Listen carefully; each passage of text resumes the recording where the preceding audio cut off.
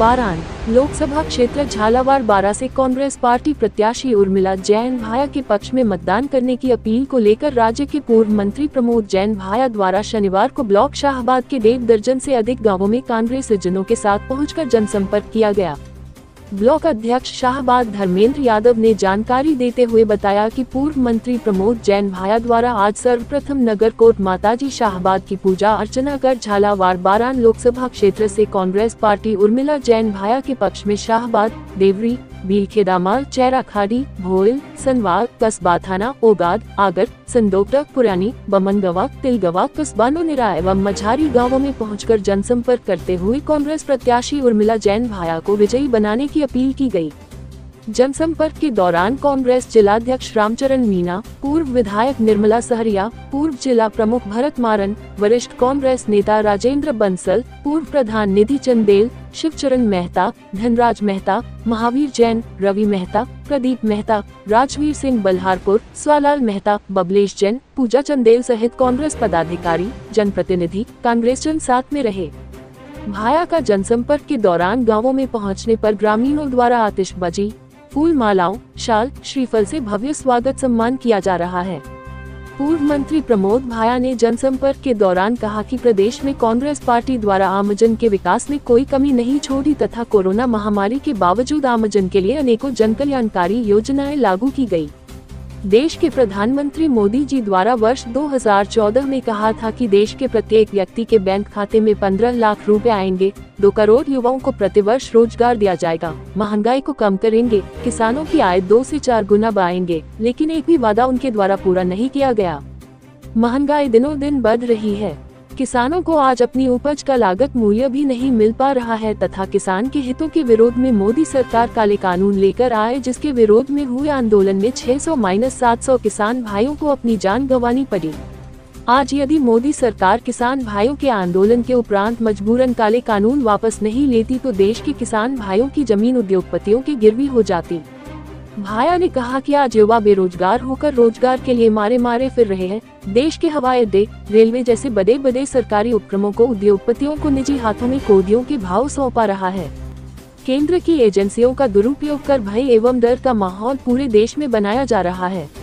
प्रमोद भाया ने कांग्रेस पार्टी के पक्ष में मतदान कर कांग्रेस प्रत्याशी उर्मिला जैन भाया को विजयी बनाने की अपील की गई। आप देख रहे हैं इंडिया दस्तक न्यूज। ये रिपोर्ट है हमारे संवाददाता फिरोज खान की। तकरीबन 600-700 किसान शहीद हुए, तब इन्होंने वो काले कानून वापस लिए। आज अगर वो काले कानून वापस नहीं होते तो हमारी किसानों की जमीनें सब गिरवे रखी होती बड़ी बड़ी कंपनियों। साथ ही कहा कि काला धन लाएंगे, 15-15 लाख रुपए प्रत्येक नागरिक के खाते में डालेंगे। अम्मा का तो कोई का आया कोई नहीं, यार राजपुर में कोई का आ गया हो तो बात अलग, कोई का तो आ गया होगा। ये तो मेरा आपसे अनुरोध है कि इनकी कथनी और करनी में अंतर है। कांग्रेस पार्टी गरीबों की पार्टी है और सभी को साथ लेकर चलने का मानसा रखती है। तो मेरा आपसे ये जो चुनाव है बहुत महत्वपूर्ण है। एक तरफ राजा साहब है और एक तरफ जनसेविका है। उर्मिला जी समाज सेवा का काम करती है, वो सब आप लोगों के सामने है। और दूसरा, भाजपा के जो प्रत्याशी हैं वो परदेसी हैं और उर्मिला जी आपके स्थानीय उम्मीदवार है। तो मेरा आपसे अनुरोध है कि आप किसी के बहकाव में आकर अपने वोट को खराब नहीं करें और 26 तारीख को पंजे के सामने का बटन दबाकर कांग्रेस को विजय बनाए।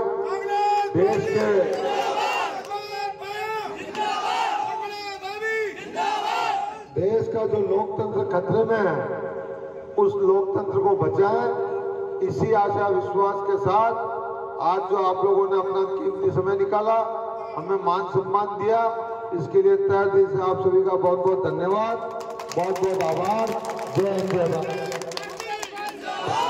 की मीटिंग और 26 अप्रैल को अपना मतदान होना। आज सबको जानकारी है कि हम झालावाड़ नॉमिनेशन दाखिल कराने गए थे, वहाँ पे भी मीटिंग हुई और उस मीटिंग में आप सबके ब्याह पे हमारे आदरणीय बंसल साहब ने अपने संबोधन में कहा था कि भाई 2009 में भी हम 12 जिले से जीते थे और इस बार 12 जिले की अच्छी जीत विधानसभा की। इसलिए मेरा आप सबसे निवेदन है, क्योंकि सब चीज़ें आपके सामने हैं। एक तरफ हमारी जो प्रत्याशी है वो समाज सेविका है और दूसरी तरफ राजतंत्र और समाज सेविका दोनों में आमने सामने का मामला है। निर्णय आपको लेना है। एक तो इजी अप्रोच आपके बीच में है, कभी भी आप मिल सकते हैं, जुड़ सकते हैं, किसी काम मिल सकते हैं, कई चीजें हैं। और जो सरकार की नीतियां आप सबको पता है, इसलिए जो मोदी जी कह रहे हैं, भारतीय जनता पार्टी की सरकार कह रही है कि साहब जब 400 पार हो जाएंगे, वो 400 पार होकर के हम संविधान में संशोधन कर देंगे। तो आप सबसे मेरा निवेदन है कि जो संविधान संशोधन की बात करते हैं घमंड में और इतने अहंकारपूर्ण बातें करते हैं, उन सबको आपको जवाब देना है। मैं विशेष रूप से इसलिए कहना चाहूंगा, इस इलाके में विशेष रूप से हमारे अनुसूचित जनजाति के भाई रहते हैं, अनुसूचित जाति के भाई रहते हैं, ओबीसी के भाई रहते हैं, और मैं एसटी विभाग का प्रदेश अध्यक्ष रहने के नाते आप सबसे गुजारिश करूंगा, संविधान जो बनाया डॉक्टर बाबा साहब भीमराव अम्बेडकर जी ने, उसमें सबको अधिकार दिलाए हैं और आज हम सबको बराबर बैठने का मौका अगर किसी ने दिया है तो मुझे बाबा साहब अम्बेडकर जी ने दिया है। इसलिए मेरी आपसे गुजारिश है, ये लड़ाई भारतीय जनता पार्टी और कांग्रेस की लड़ाई नहीं होकर संविधान को बचाने की लड़ाई है। आप सबको निर्णय लेना होगा। संविधान को बचाने के लिए आपको संकल्प करना पड़ेगा। विशेष रूप से अनुसूचित जाति, जनजाति और ओबीसी के भाइयों से गुजारिश है कि आप सबको फैसला करना पड़ेगा, चाहे आप किसी भी विचारधारा के हो, लेकिन सवाल